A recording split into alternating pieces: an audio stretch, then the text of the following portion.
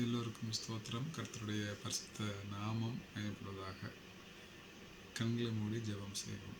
கிருபை உள்ள நல்ல தகப்பனே, டிசம்பர் மாதம் 1ஆம் தேதி 2024ஆம் ஆண்டு கொடுத்த கிருபைகளுக்காக நன்றி. இப்பொழுது நீங்கள் பேசுங்க, எங்களை ஆசீர்வதிங்க. மீட்பர் இயேசுவின் நாமத்திலே கிஞ்சுகளை பரம்பிதாவே, ஆமென். இந்த நாளிலே நாம் கேட்க இருக்கிற செய்தியின் தலைப்பானது கர்த்தரின் ஆசீர்வாதம். கர்த்தரின் ஆசீர்வாதம். நிச்சயமாக நாம் அறிந்த நபர்களில் ஒரு சில பெயர் இந்த பெயர்களை வைத்திருப்பார்கள். ஆசீர்வாதம் என்ற தலைப்பின் கீழாக நான் அறிந்த ஒரு சகோதரருடைய பெயர் பிளஸ்ஸட் பிரபு. ஆசீர்வாதம் என்ற அர்த்தமுடைய நபர். நான் அறிந்த மற்றொரு ஐயாவுடைய பெயர் தெய்வ ஆசீர்வாதம். ஒரு சகோதரருடைய பெயர் பாக்கியவதி. கர்த்தருக்கு பிரியமான பிள்ளைகளே, கர்த்தர் நம்மளை ஆசீர்வதற்கு பிரியப்படுகிற தேவனாக இருக்கிறார். இஸ்ரவேலை ஆசீர்வதிப்பது கர்த்தருக்கு பிரியம் என்று நாம் பார்க்கிறோமே. நம் ஒவ்வொருவரையும் கர்த்தர் ஆசீர்வதிக்க ஆயத்தமாகவும் பிரியமாகவும் இருக்கிறார். கர்த்தர் எதை ஆசீர்வதிக்கிறாரோ அது ஆசீர்வதிக்கப்பட்டதாக இருக்கும். ஆங்கிலத்தில் what god blesses is blessed. இன்று இந்த சிறிய செய்தியினுக்கு பின்பாக ஒரு அழைப்பை கொடுக்க ஆசைப்படுகிறேன்.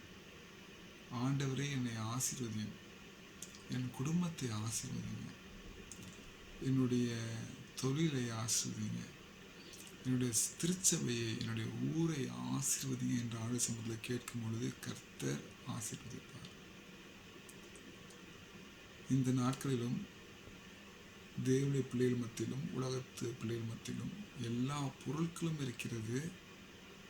கல்வி இருக்கிறது, வேலைகள் இருக்கிறது, குடும்பம் இருக்கிறது. ஆனால் ஆசீர்வாதம் குறைவாக இருக்கிறது.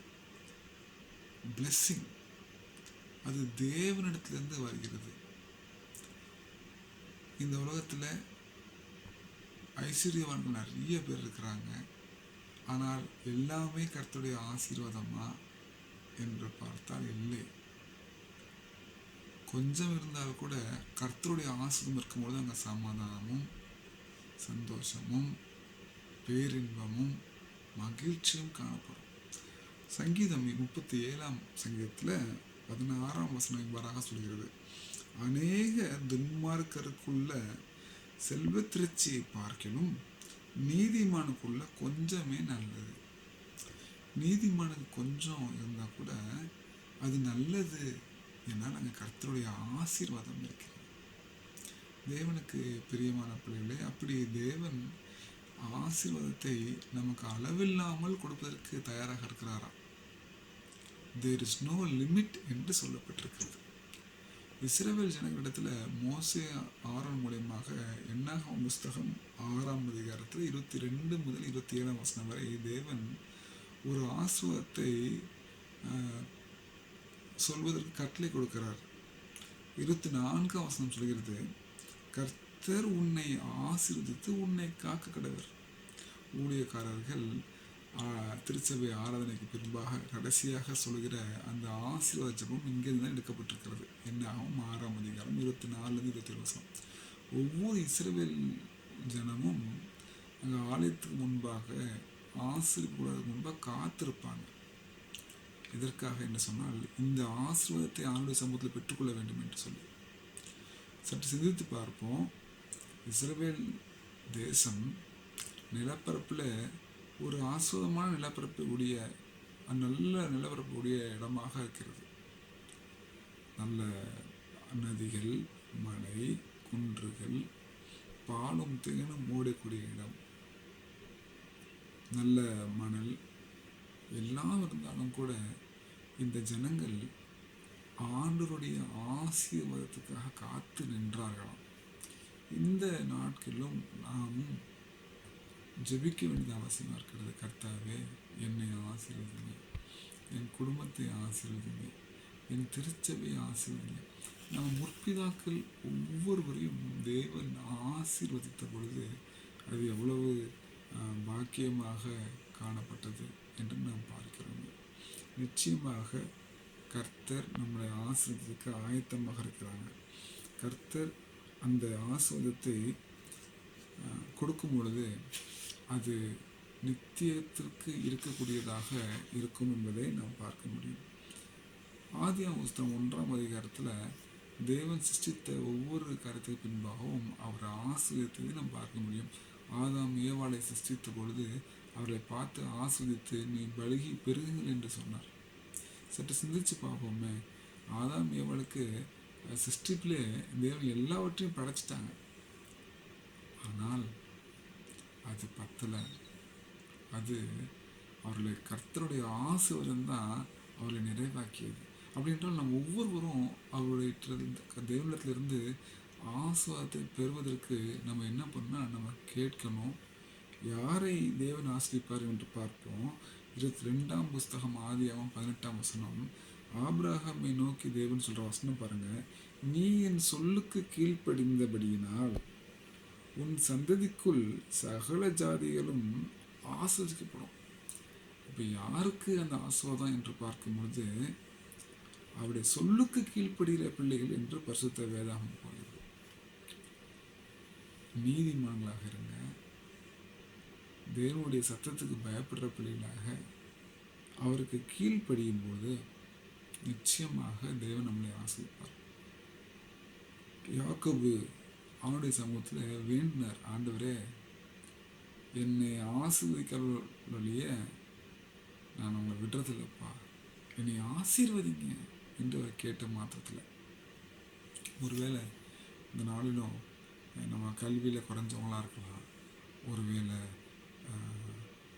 தொழிலில் குறைவான காரியம் இருக்கலாம், சம்பளம் குறைவாக இருக்கலாம். ஆனால் தேவனுடைய ஆசீர்வாதம் இருக்கும் பொழுது சற்று யோசித்து பார்ப்போம். தேசம் எங்கும் பஞ்சம், தேசம் எங்கும் ஒன்றும் உணவு இல்லாமல் இருக்கிறாங்க. ஒரு விதவையோட வீட்டில் எண்ணெயும் மாவும் குறைந்து காணப்பட்டது. அங்கே தேவ தாசன் அங்கே சென்று அங்கே ஆஸ்வதித்த பொழுது அங்கே பாருங்கள், அந்த பஞ்சத்தில் ஒரு தடவையும் குறைந்து போகவில்லை என்று நாம் பார்க்கிறோம். தேவனுக்கு பிரியமான பிள்ளைகளே, யோசேப்பு மூலியமாக போத்திபார் உடைய குடும்பம் ஆஸ்வதிக்கப்பட்டது. அவ்வாறாக நிச்சயமாக இந்த கடைசி நாட்களிலும் நாமும் ஆண்டு சமத்தில் ஒவ்வொரு நாளும் கேட்கணும், ஆண்டவரே இந்த பொருள், இந்த ஆஸ்தி, இது மாத்திரம் இல்லை ஆண்டவரே ஆசீர்வாதம், இதுக்கெல்லாம் மேலே ஒரு காரியம் இருக்கிறது. நித்திய ஜீவனுக்கான வழி, சத்தியம், சமாதானம், மகிழ்ச்சி, ஓய்வு நாளின் ஆசீர்வாதங்கள், இது எல்லாம் தேவன் தருவதற்கு ஆயத்தமாக இருக்கிறாங்க.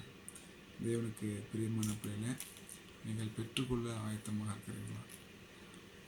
1000 தலைமுறைகள் தேவன் நம்மளை ஆசீர்வதிக்க சித்தமாக இருக்கிறாங்க. யாருக்கு என்று பார்க்கும்போது அவருடைய சத்தத்துக்கு கீழ்ப்படிந்திருக்கிற பிள்ளைகளுக்கு. நிச்சயமாக இந்த மாதத்தில் மாத்திரமல்ல, 1000 தலைமுறை கர்த்தர் உங்களை ஆஸ்வதிப்பார். அவருடைய சத்தத்துக்கு கீழ்ப்படிங்க, வேதத்தின்படி நடங்க, ஆண்டவர்கிட்ட கேளுங்க. ஆண்டவரே, யாபேசியான ஒரு பக்தன் ஜெபித்தான், ஆண்டவர்கிட்ட கேட்டான், ஆண்டவரே என்னை ஆசீர்வதியமப்பா என்று சொல்லி கர்த்தர் அவனை ஆசீர்வதித்தார். நிச்சயமாகவே கர்த்தர் உங்களையும் உங்கள் குடும்பத்தையும் ஆசீர்வதிப்பார். ஒவ்வொரு காரியத்துக்கும் ஆண்டவர்கிட்ட ஆசீர்வதின்னு கேளுங்க. கர்த்தருடைய கரம் ஆசீர்வதிக்கும் பொழுது நிச்சயமாகவே நீங்கள் பெரிய ஒரு சந்தோஷத்தை காண்பீங்க. இந்த உலகத்தில் நாம் வாழுகிற ஒவ்வொரு நாளும் நிச்சயமாக கர்த்தரை போற்றுவோம், அவர் 2ஆம் வருகையில் பங்கு கொள்வோம். கர்த்தர் உங்களையும் குடும்பத்தையும் ஆசீர்வதிப்பாராக. ஆமென், ஆமென். ஜெபம் செய்வோம். கிருபையுள்ள நல்ல தகப்பனே, கர்த்தாவே, அப்பா, எங்கள்கிட்ட எல்லாம் சில சமயங்கள் இருக்குதப்பா, ஆனால் உங்களுடைய ஆசீர்வாதம் இல்லாமல் போயிடுது ராஜா. ஏன்னா நாங்கள் உங்களுடைய சத்தத்துக்கு கீழ்ப்படுகிறதில்லை அப்பா. எரேமியா புஸ்தகம் 5ஆம் அதிகாரத்தில் நாங்கள் வாசிக்கிறோம் அப்பா. அப்பா, பாவம் என்கிற ஒரு காரியம்தான் இந்த ஆசீர்வாதத்தை தடை செய்கிறது. அதனால் நாங்கள் பாவத்தை வெறுக்கணும், நீதியை நேசிக்கணும், உமக்கு கீழ்ப்படுகிற ஒரு பெரிய ஒரு ஆசீர்வாதத்தை எங்கள் எல்லாருக்கும் கட்டளிடுங்கப்பா. இந்த செய்தி கேட்ட ஒவ்வொரு பிள்ளைகளையும் ஆஸ்வதிங்க, குடும்பத்தை ஆஸ்வதிங்க, அவங்க திருச்சபை ஆசிர்வதிங்க கர்த்தாவே. கர்த்தருடைய ஆசீர்வாதம் எவ்வளவு முக்கியம் என்பதை புரிந்து கொண்ட பிள்ளையாக வாழவும், ஒவ்வொரு நாளும் ஆணுடைய சமூகத்தில் வந்து ஜெபித்து உடைய வார்த்தை கீழ்ப்படி நடக்கிற பெரிய ஆசீர்வதித்தாங்க. எங்கள் ஜெபரையில நன்றி செலுத்துகிறோம். மீட்பர் இயேசுவின் நாமத்தில் ஜெபங்களை பரம்பிதாவே. ஆமென்.